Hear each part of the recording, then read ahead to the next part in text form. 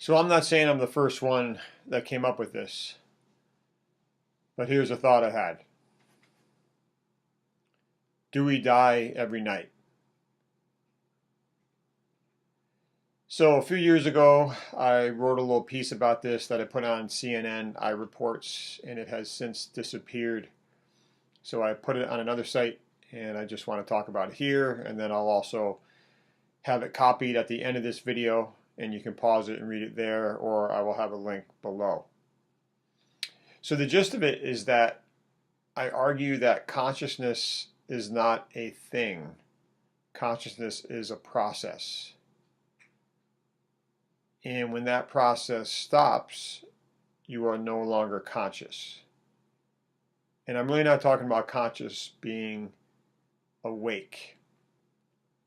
I'm talking about consciousness. And ultimately what I mean there is that you have thoughts of thoughts. And let me just expand on that for a few seconds. So what I mean by thoughts of thoughts is that when I think of what makes up me or you, and I think about this a lot when I meditate, is that there's really three parts. There's a body, there's a mind, and there's an observer that's sort of interpreting what the mind is thinking. It may not even be judging this, and so I don't even mean really it's like a super ego.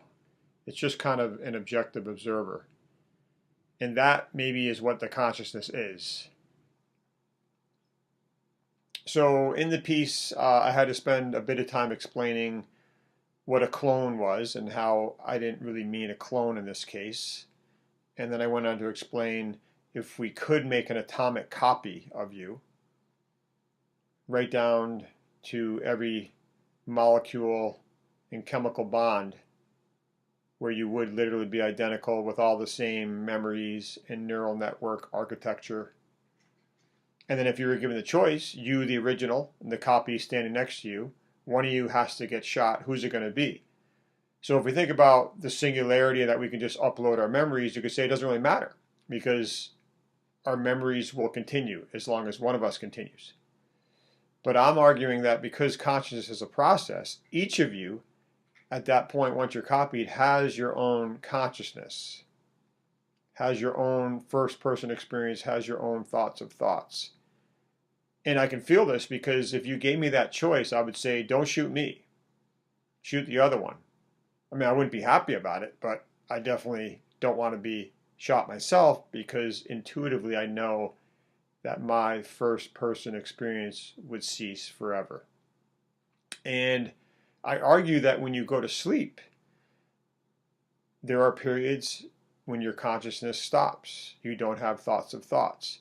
Now, we dream, we have dreams during REM, we have a different kind of dream during some stages of your deep sleep, but there are times when we're in a vegetative state, when we are definitely not having thoughts of thoughts, and we are not having consciousness. And so when you become conscious again during a dream, and then finally again in the morning, you are essentially just an atomic copy. And the you that was from the night before has died.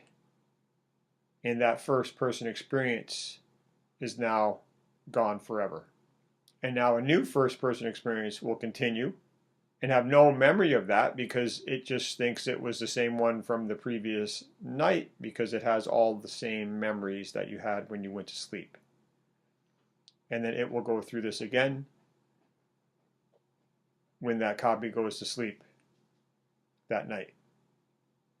So have a look at this if you want. Think about it a little bit. Try not to get mad at me for not explaining this well, or if this is upsetting or frustrating or just stupid.